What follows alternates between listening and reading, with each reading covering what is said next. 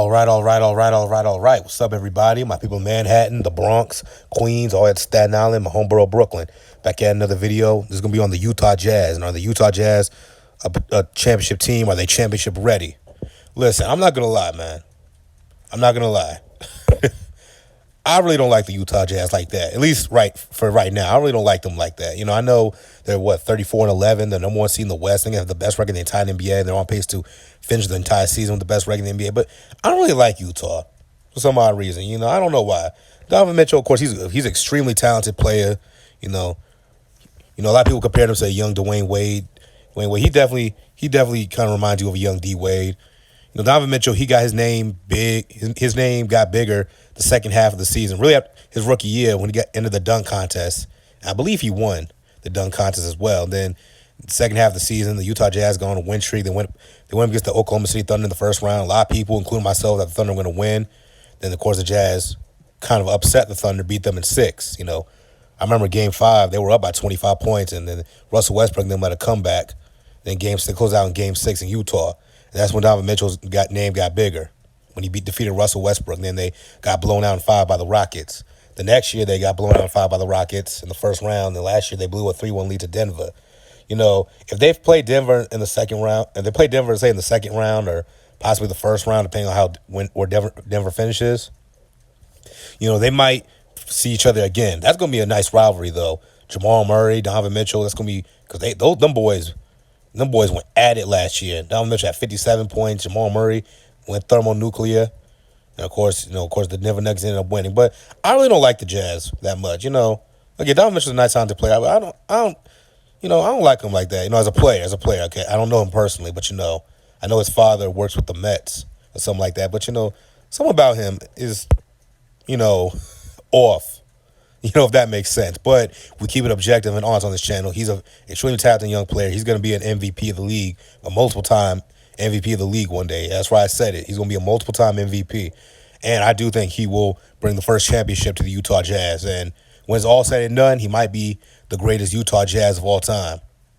Okay, and I know John Stockton and Karl Malone, but he might end up. But Karl Malone and Stockton didn't win championships. Okay, as great as they were, they didn't win. But no, Utah this year, I don't like them like that. I don't think they're gonna be I don't think the Lakers or the Clippers. I mean, of course, you gotta take them seriously. Don't get it bitten. But if they went up against the Lakers, or the Clippers, I'm taking the Lakers and or Clippers. But that's just me. That's just me. And another thing about the Utah Jazz, all the analytic stat geeks love the Utah Jazz. They're an analytic stat geek's dream. And normally those teams that are run by analytic stat geeks don't win shit. The Rockets didn't win shit. The 7 seconds or less Suns didn't win shit. In baseball, the Moneyball, Oakland Athletics, they didn't win shit. A lot of these analytic stat geeks, they're ruining the game. They're ruining basketball and baseball. Now, baseball, baseball analytics can work to a degree. It just happened that the Oakland A's ran up into the Yankees. Derek Jeter, Mo Rivera, Jorge Posada, and, Andy Petty, Core 4, then, Bernie Williams and guys like that. But, in basketball, it can't really work. Analytics stat geeks, they love passing and three-point shots, and they don't even worry about defense or rebounding in the mid-range game. All the great championship teams and championship players had a great mid-range game. Of course, you got to be able to hit threes, big-time threes, and, of course, ball movement is important. But rebounding, hustling, playing defense, and, yes, taking two-point shots, that's also needed. Okay?